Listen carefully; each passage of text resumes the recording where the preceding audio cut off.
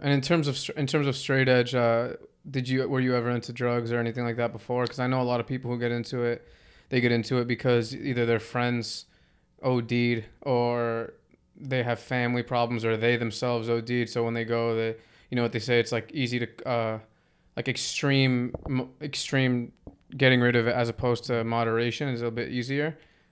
Uh, I never had any. I mean, I did. Like, I smoked weed and drank in high school, like most kids do. The kids that I skated with were into it, and I would want to chill with the cooler older kids, and they would think it's funny to get the younger kid high and drunk and stuff. And it was cool. It was like I had a good time. Like, I'm not gonna like shit on getting drunk and getting high like as like a recreational fun pastime of like my youth. But as I started listening to hardcore bands and as I started to see some kids that were older than me like not be able to skate the next day or like really feel like shit or whatever, I was like, man, I don't want to be like that, because I know like it's fun now, but like you see stuff in movies or whatever, like people just like fully being alcoholics, and like when you're younger you don't really grasp those things because you're just like in the moment having fun. It's like a fun thing, but you can pick up on things, and I started to realize I had like a pretty addictive personality. So like that was around the same time I started like dabbling in graffiti too, and I was like, oh, graffiti's sick. And like I wouldn't skate for like a whole week because I would only go try and like do graffiti, and then I'd be like, okay, now I want to go skate. So I'd skate for a week and not even think about graffiti. And so it'd be like I knew that if I kept drinking I would like probably do like hard drugs or be drunk all the time and like not be able to like function as a person. So Mm-hmm. I feel like getting into hardcore at a time where I didn't party a lot was like good, because it definitely saved me from like doing a bunch of hard drugs or getting drunk all the time and stuff like that. Yeah, I was reading an article how you could be straight edge, meaning you could be like rebellious, but also not addicted to like toxic tendencies, because people think, oh, like a rebel is like, like so many drugs, so much booze. It has to be like this certain aesthetic, but like you can be a rebel and be, smart about what you're doing. And what I was going to say about graffiti, I was actually wondering before you came on, like, because in the graffiti world, a lot of people, they do lean towards drugs. They do lean towards like alcohol. So being straight edge, did you feel any type of like tension or judgment from like graffiti writers when you got into it? Uh, it's funny you guys ask, because I knew this was gonna come up. Like I talked about it with my friends before I came here. There's no tension. I don't feel like I look at anybody a certain way, and I don't know if anybody looks at me a certain way.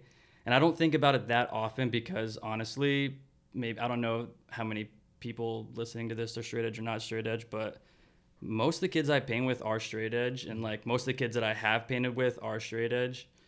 Um, and I don't know if I continue painting with kids that are straight edge because they're straight edge, or and I don't with kids who aren't because they aren't. I don't know if that's like a thing subconsciously or not, but um, yeah, you'd be surprised how many kids that I do go paint with are straight edge. And like even the kids that aren't straight edge, like I don't like painting with people who are like fucked up, you know what I mean? And like I don't know, it's like even people who party, like a buddy of mine jet ski, far from straight edge, does not like going painting drunk or high. And he loves to get drunk and high, but he will not paint drunk or high. And I've respected him. He tells me all the things about drugs that he loves, you know what I mean? And like, but when it's time to buckle down and do this, that, or the other, graffiti, work, hustle, whatever, he doesn't get fucked up to do it. He's sober the whole time, but he does love drugs. So it's like when you can make that that mental note to not do it to do this, and to do it to do this, I respect that a lot. But I never felt any tension, but I definitely miss a bunch of invites. You know what I mean? Because I'm not at Birdie's, I'm not at Carmelo's, I'm not at fucking Max Fish getting drunk with everybody, and then we go catch tags after. You know what I mean? So I miss those invites pretty often, because a lot of my friends are there at those bars having a good time chilling with everybody, and like I could be there, I could be at the bar not drinking and chilling and waiting for the fucking 4 a.m. last call to go catch some tags. But I mean, like, fuck, what, I want to sit in a bar for all night not drinking, everyone trying to like fuck each other? I don't know. It's like not my No, I mean you're move. not wrong. And the thing is, drugs and booze and all that, it brings the demise of a lot of graph writers. A lot of the graph writers who die, especially at a young age, it's usually because of drugs and booze. How many writers got killed with a shot to the head? It's happened, but not as many as the ones that just they just die like that. And it's sad, man. And also, even if you're not gonna die, in terms of, I'm not against, like, drinking or whatever. I'm just saying, if you're gonna go out and paint and you want to be on point, that is the opposite of being on point. And it's hard for people who are doing it to really, I think, understand what is the threshold of on point, because they say like, oh, I'm not that bad, but it's like, yeah, but do you want to be on point? You could really be as good as you could be, at least just now. And if you can't stop yourself, then that's when you know you have a problem. If even though you're gonna paint and you've gotten caught 2, 3, 4, 5, 7 times, and then you still can't stop, then you might not be an alcoholic. You know what I mean? And like I said, it's not like I'm telling people, yo, no drinking 20 at all, but being on point is being on point.